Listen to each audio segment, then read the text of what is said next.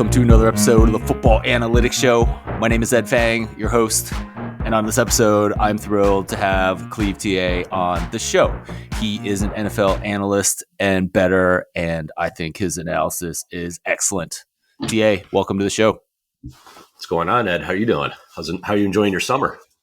I am greatly enjoying my summer. I'm also looking forward to football. And I'm looking forward to talking to you about NFL and of course, your Ohio State Buckeyes as well.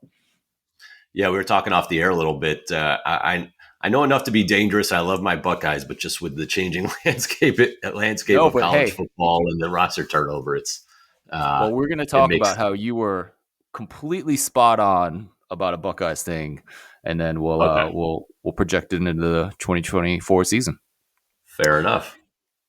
Football Analytics Show is brought to you by the Power Ranks sports betting newsletter. Looking for some action on any given weekend? This is the free service for you. As 5 Nugget Saturday is my curated list of tips in analytics. I will bring you insights from people like Clevta, who are the sharpest in the business. To sign up for free, go to thepowerrank.com. TA, is there a NFL bet that you would be willing to share with us? Yeah, if you catch my preview, I've got a handful of kind of teams that I like in terms of win totals and things like that. But something that is still out there that I think has pretty good value. I like the Vikings as a surprise team.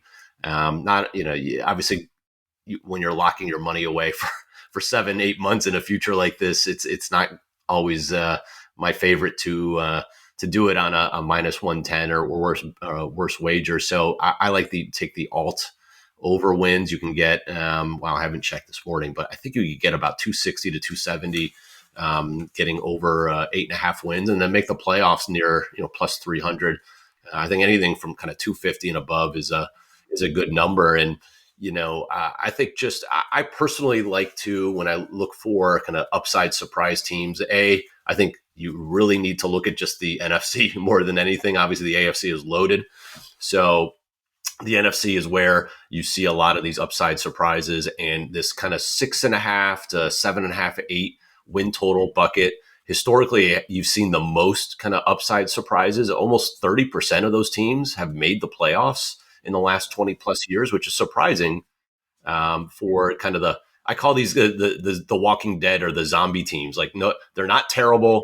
They're not elite, and they're not even in that second tier. They're kind of that third quadrant of no one's really talking about them. And, for me, the Vikings kind of fit that. I think they have a really good roster, not as deep as you'd like, but they have, tons of talent on the front end.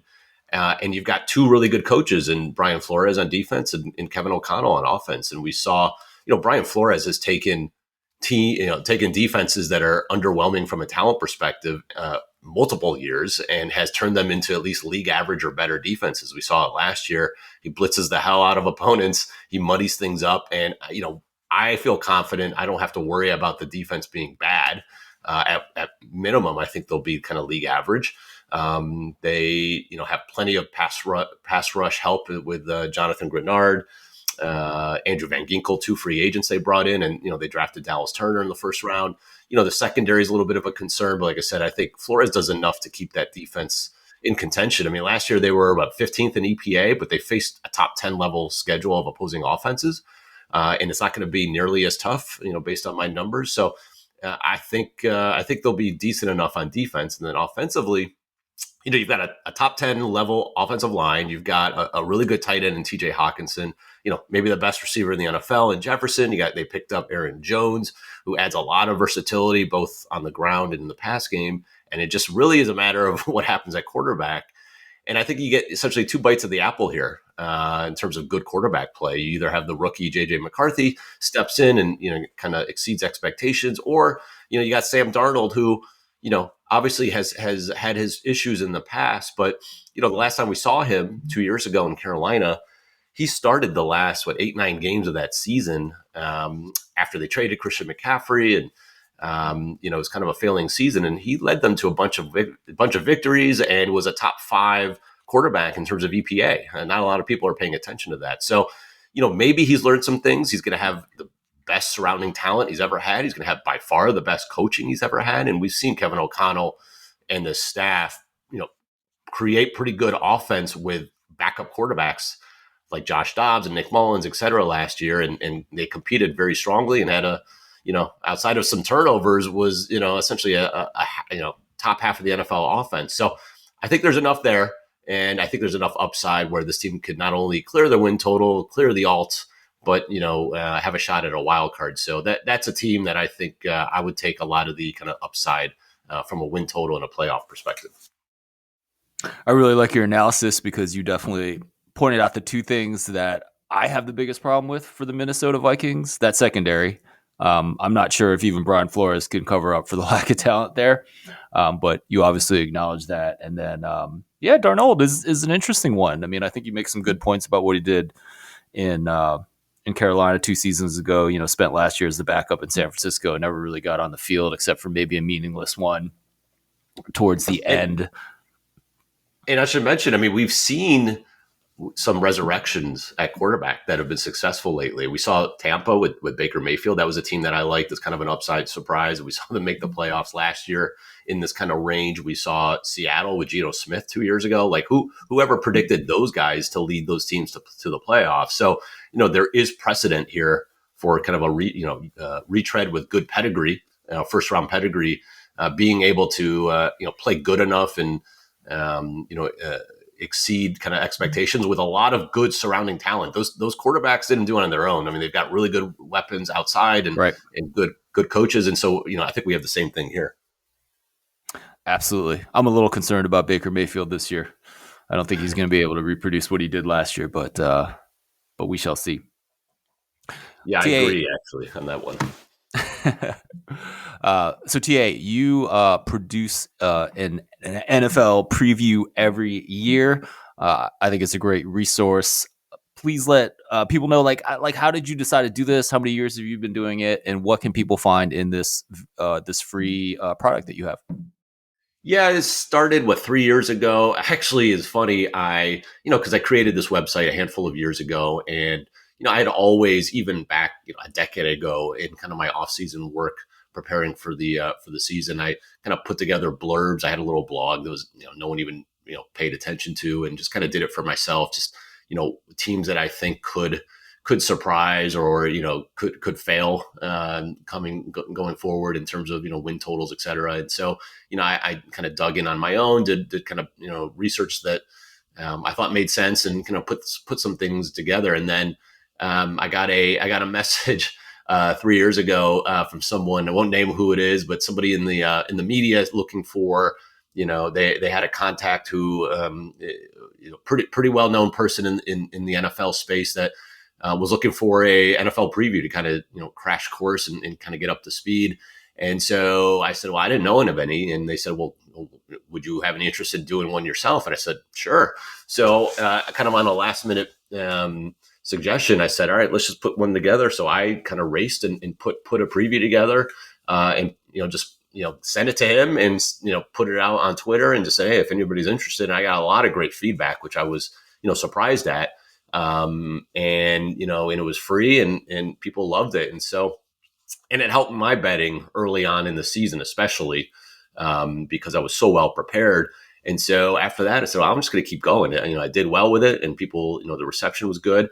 And I added an analyst who helped me kind of expand the graphics on it. And we added some more kind of charts and data points to the front section of it. So it's, a handful of pages of kind of what happened last year, some general information on things like alternative win totals and how those have been successful. And, it's got the upcoming schedule and those sorts of things. And then it goes, team by team, just one page, try to keep it concise.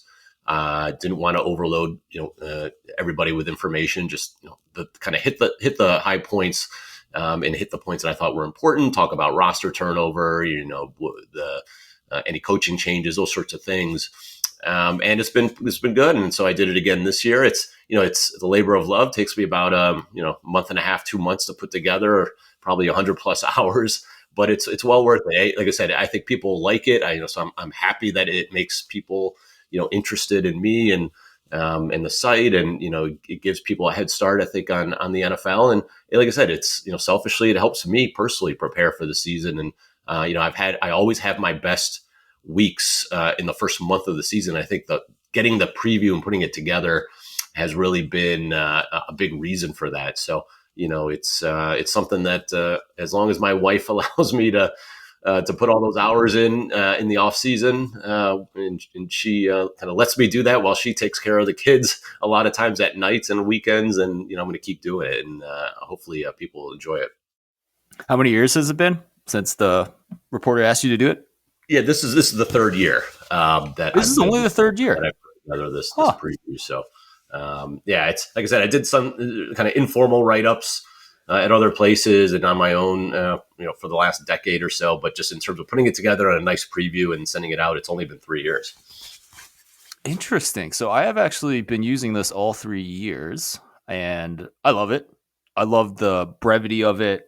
You cover all the most important analytic aspects that I want to know, what factors that teams can expect regression on, whether that's injuries or 1-point games or whatnot.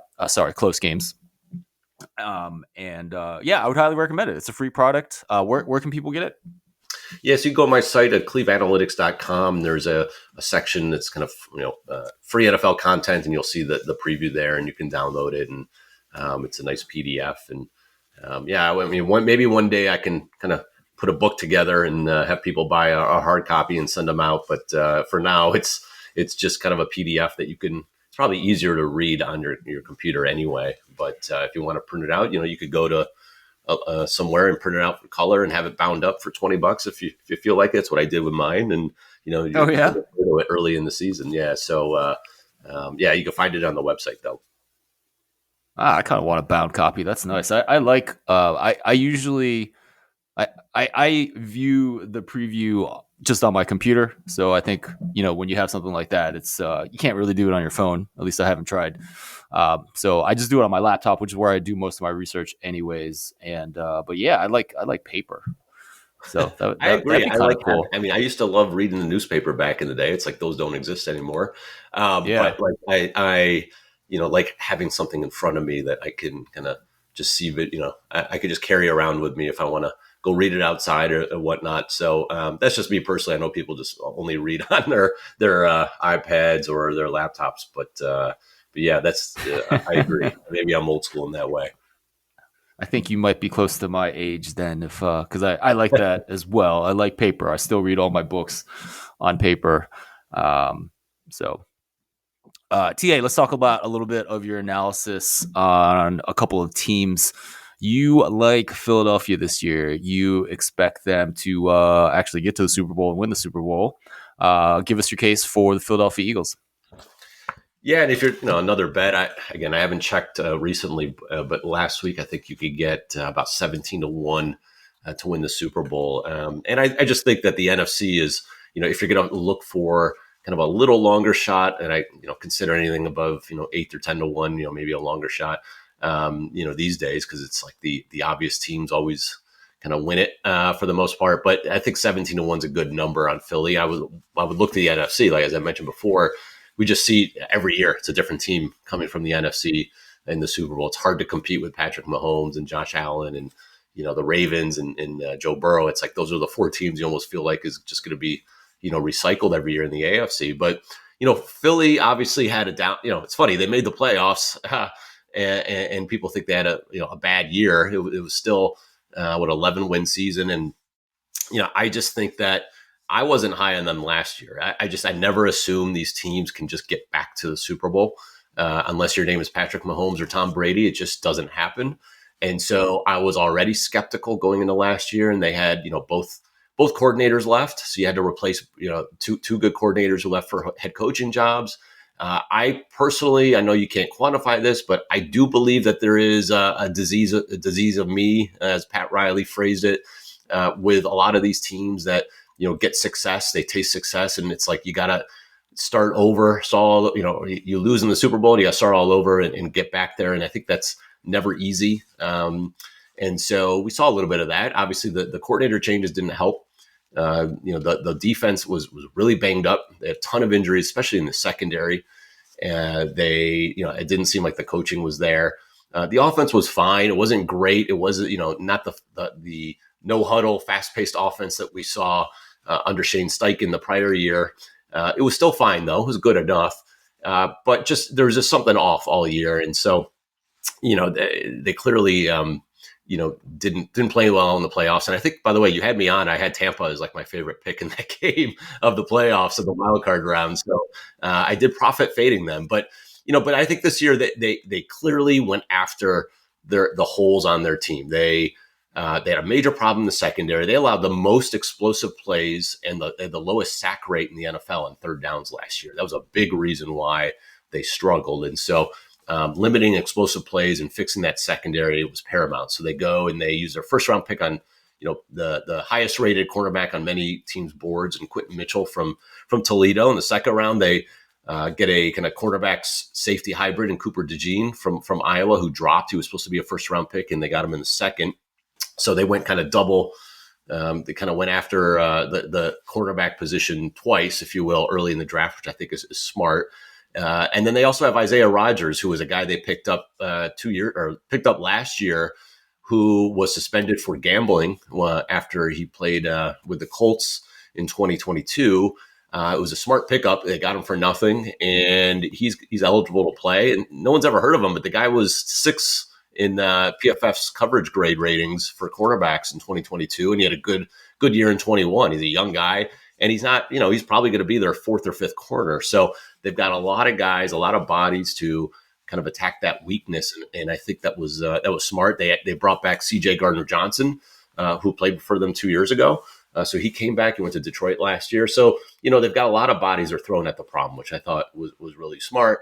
And then offensively, obviously, losing Jason Kelce isn't ideal, but it's still a center. Centers don't move the needle that much, no matter how good, you are.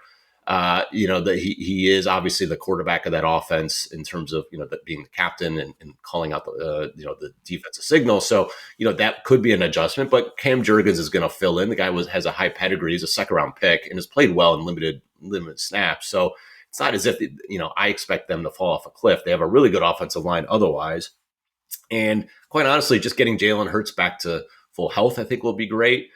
And I love the Saquon Barkley signing. And I know I'm a guy who typically doesn't care about running backs, but I think the two things personally where running backs are valuable and can move the needle is if they can create explosive plays on their own and they can improve the passing game out of the backfield. And he does both. He just has never had a good offensive line in New York. He's actually had some of the worst offensive lines in New York. Now he's going to maybe the best. So it's a gigantic flip in terms of just what's in front of him. And he's going to get Jalen Hurts, who just by gravity, helps freeze some of the linebackers on defense because he's a threat in the run game. He's going to create more lanes. I just think, you saw DeAndre Swift had a nice year last year for Philly from kind of a surface level stats. But when you dig in, he wasn't very explosive and he didn't break any tackles at all. Like the yardage was created for him by that offensive line. And so you get Barkley out in space and some of these some of these lanes. I think he's going to break a bunch of big plays. I just think he's never seen anything like he's going to see in Philly in terms of this offense. So I think it's going to be very valuable and just going to add an extra layer, kind of a cherry on top to, having 2 number 1 receivers outside and Dallas Goedert at tight end. So, and they have a pretty, quote unquote, easy schedule based on my numbers. It's, one of the 6 or 7 easiest schedules. Obviously, I guess the benefit for not winning the NFC East. So I think a very favorable schedule. They don't have that gauntlet like they had last year where they played like 6 of the elite teams in a row that really, wore them down late. And I think having Vic Fangio as a DC, bringing in Kellen Moore, just a refresh with more, coordinators with much better pedigrees than what they had last year, kind of promoting within. All of that I think leads to really good value, in my opinion, for the Eagles to make and win the Super Bowl. I really agree with you on this roster. I really do think it is a Super Bowl caliber roster. And I've never been a huge fan of Jalen Hurts, but in watching his numbers, they slowly get better every year when I look at passing success rate. I think last year obviously wasn't a season to write home about, but in terms of a team, there was the first time that they were better than NFL average in passing success rate. I think it's kind of, I don't know. It's like I kind of feel like the Eagles do it this year, or there's kind of something wrong with this team, whatever that might be. I don't really know what happened at the end of last season. I know we talked about it on the pod, but I feel like this has to be their year. Like they got a they have an opportunity with the talent they have. Hurts has to be great. Or do you think the window for this team is open for more than just this year? Yeah, well, it depends. It depends how well Hurts plays, right? Because if he has another kind of mediocre season, you're paying him all that money, you're kind of stuck with him. And that's the thing. Like they're going for broke. They're paying both of their receivers big money. They've got an offensive line that's starting to age a little bit. Who knows how long Lane Johnson's going to be there. So it depends. If Jalen Hurts, plays well again, and like I said, he wasn't bad last year. He got a little unlucky. He had the sixth highest interception rate in the NFL. But if you look at his PFF kind of turnover worthy play rate, it was a 10 like the 10th lowest. So he did get a little unlucky from a turnover perspective. So maybe it wasn't as bad as it looked. He was probably like the 10th or 12th best quarterback last year, which was fine, but it wasn't MVP caliber 2 years ago. So it all depends. Like if he plays well and they just maybe struggle on defense, like you still at least have the pieces and you still have the quarterback, and maybe you refresh at coach and you figure out ways to improve the defense. But they definitely, just from a cap situation, this is probably the year, obviously signing Barkley. This is the year that they definitely want to they'll put it all together and make another run. So, we thought that the Rams were done right last year, going into last season after their Super Bowl run and kind of collapsing in 22. And, they kind of popped back up and, they probably should have beaten the Lions and could have made a run to the NFC, title game. So, that the Eagles could be kind of in a similar spot, but I just think that, they're a better roster than what we saw with the Rams last year. For sure. TA, how about a off-the-wall surprising prediction for the 2024 NFL season? Yeah, I mean, there's one team that I'm going back to the NFC, one team that pretty much everyone's just penciling in as a division winner and, kind of a sexy Super Bowl team are the Lions. And I'm just not there. And I'm just going to say that they're going to miss the playoffs. How about that? That would be my off-the-wall prediction, because I haven't heard anybody say that. So, and like it's what they've done has been outstanding under Dan Campbell. I mean, they've gone 3 straight years with their 3 straight years of just incredible against the spread results. I mean, they're 68% against the spread the last 3 years. They're exceeding expectations left and right. If you look at some of their underlying numbers last year, they weren't nearly as dominant as it may seem. They won a bunch of close games, and if you look at fourth quarter win probabilities and point differential, they're more like a 10-win team and then a 12-win team. They exceeded expectations by a decent amount. And some of that is because, they do go for 2 when it's correct. They do go for 4th down. So that those little edges do help, especially in close games like that. But I think generally it's just hard for me to, I just don't like penciling in these teams to go deep in the playoffs and make a Super Bowl run when you don't have an elite quarterback. Jared Goff is fine. And he's played well when he's got perfect conditions and a great offensive line and a really good offensive system. But if, the minute that things break down and crack, he struggles. And so, things have to be perfect. There can't be injuries on the O-line. St. Brown can't get hurt. They need to be leading, not trailing in these games.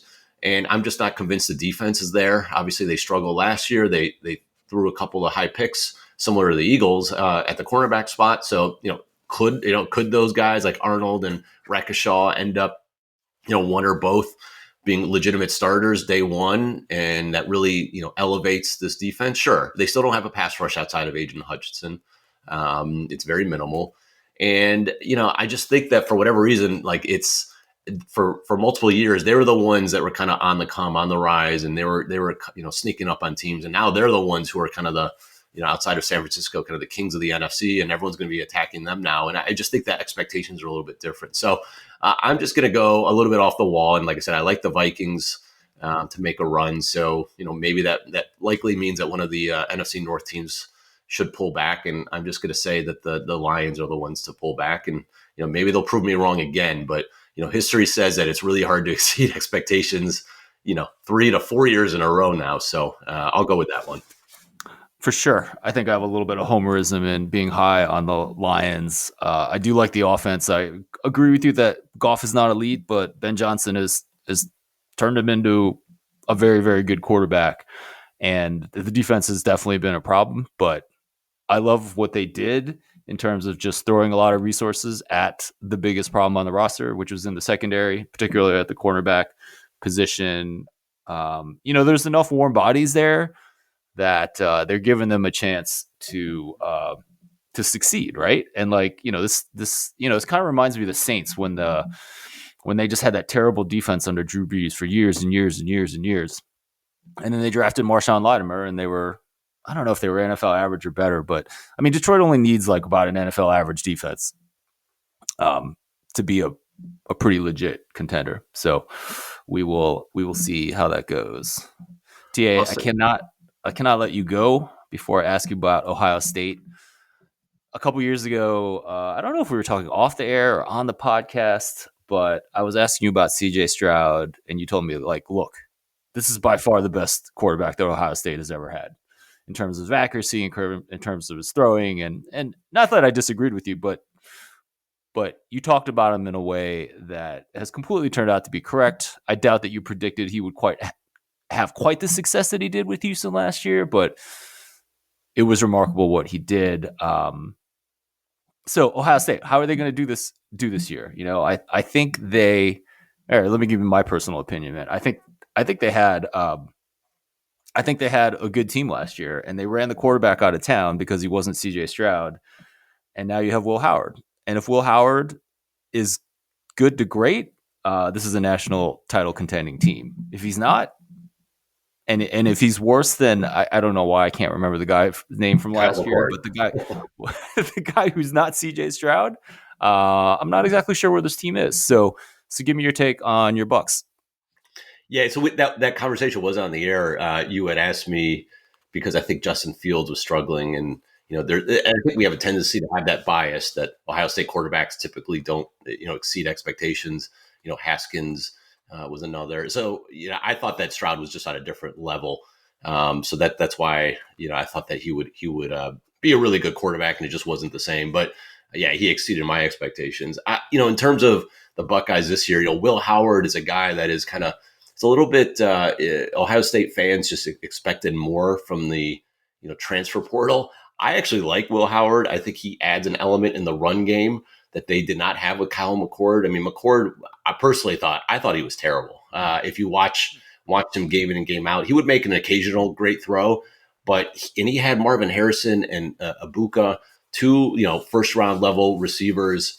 Outside, and those guys made him look good. I mean, he would throw behind Harrison on like an easy, 5-yard crossing route where Harrison's got major separation, and it would slow him down to the point where, it turned to what should have been, a 70-yard touchdown to maybe like a 10-yard catch.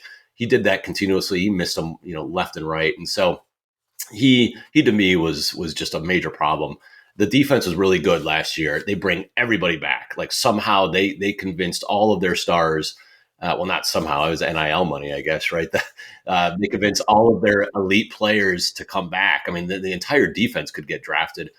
So they got a superstar level defense. They've got, Abuka is a really good receiver. And this Jeremiah Smith, who, if you're not paying attention to college football and recruiting, you probably have no idea who he is. He's a freshman wide receiver who's going to start day one. He is on the level of like Julio Jones, kind of physicality from day one. He's getting rave reviews. I mean, people are talking about him as one of the best receivers to ever come into college day one. And so that's a guy who can really, if he is legit, that makes things just a million times better because your offensive line is still good. And you have two awesome running backs, Trayvon Henderson, who's a 5-star recruit, who's been, one of the best running backs in the country, is the incumbent. But then you bring in Jenkins from Ole Miss, who came from the transfer portal, who was also a big play running back last year for Ole Miss and is a draftable running back. So You've got a two-headed monster there. You got multiple great receivers. Will Howard just has to deliver the football, and like I said, he brings an element in the run game that they haven't had in a while. And with Chip Kelly as an offensive coordinator, I think he's going to be very, very effective. I think he's going to use his legs a lot. And he went into Kansas State. People talk about some of his numbers at Kansas State, like he just didn't overwhelm anybody. You talk about a program that I don't think Kansas State, outside of Sanad, who's that tight end that got drafted by Washington, they had no skill level players that have been drafted in multiple years. Like, they have no receivers that have gone while in his time in Kansas State has been drafted. I don't think they've had. I mean, they had Deuce Vaughn at running back, but like, he's not playing with the same level of talent that he has at Ohio State. So I think he'll be fine. They've got a tough game at Oregon early in the year. If they can win that game, then it's just kind of smooth sailing until you get to Michigan. And that's obviously been a bugaboo, but they get them at home, and Michigan's down this year, losing Harbaugh and all of that talent. So it's going to be, a much easier test in that regard. So, and even if they lose to Oregon, like with the new playoff format, they're going to get into the playoffs. They'll probably lose 2 games and they can get into the playoffs. So I think they'll be fine. They'll be in the playoffs, and they'll have a good shot to win it all. Right. I definitely am not expecting Michigan to win again this year. I agree with you that they are down, and I have no idea what Michigan has at the quarterback position, and that kind of matters. I mean, they may be able to bludgeon some people to death with the running game, but I'm not sure you can do that against the Ohio State defense, which has been really good the last 2 years under Jim Knowles. So I guess you see potentially championship level team here in Ohio State. Yeah, absolutely. I think that, they've got so many talented pieces. I mean, I think if you look at Dane Brugler from The Athletic, he had a story a few weeks ago. I thought he thinks that Ohio State's going to set the record for most drafted players this year in this draft. They're just absolutely loaded. I mean, there's just no weakness right now. And maybe it just becomes a mental game with Michigan, who knows, but they've got everything it takes to make a run. And you just need Will Howard to be decent. Like, you don't need him to be an elite. You don't need him to be CJ Stroud. You just need him to be good enough and to be able to beat a Georgia defense if they end up, getting there against Georgia. But they've got everything it takes. Like, there's just no weak. And if Jeremiah Smith, that could be the key. If he is, another Julio Jones, type of receiver, then this turns this offense into just almost unstoppable with the 2-headed monster at running back. So they've got pieces everywhere, and it's a really, really good roster. Clevta, thank you so much for joining me on this show. Please let everyone know where they can find you on the internet, and then also tell them about the paid services on your site. Yes, you can find me. My Twitter is Clevta, Clevta. You can, my website is cleveanalytics.com, as I mentioned earlier. And I do a kind of a one-stop shop for anything kind of wagering, pools, etc. So, to me, the average person doesn't just wager on games. They do pick'em pools, they do survivor pools, DFS, all of that. So we've got a little bit of everything for everybody. And, I write up every single game. I know I've sent you in the past kind of examples, just kind of give my analysis, talk about the different matchups, maybe some hidden angles that no one's talking about. And, we've got injury reports. We've got a bunch of stats and data points that you can see with the matchups, and, kind of let the subscriber kind of make their decision how they want to use the data, however they want to put that together as part of their process. And, I think it's something that the people enjoy. And so, you could check that out in the subscription area. And if not, there's plenty of free tools on the site, search tools and articles and things like that. And like this preview, that if you don't want to pay, no problem. You can go find information that way. So there's a little bit of everything for everybody. Excellent. TA, thanks again for coming on the show. Appreciate it, Ed. You've been listening to the Football Analytics Show. My name is Ed Fang, your host. Just a reminder, you can get my free sports betting email newsletter. Check that out at thepowerrank.com. Every Saturday, I curate a list of sports betting tips and analytics, and I get stuff from sharp people like Clevta. Check that out at thepowerrank.com. Once again, my name is Ed Fang, and I will talk to you again next week.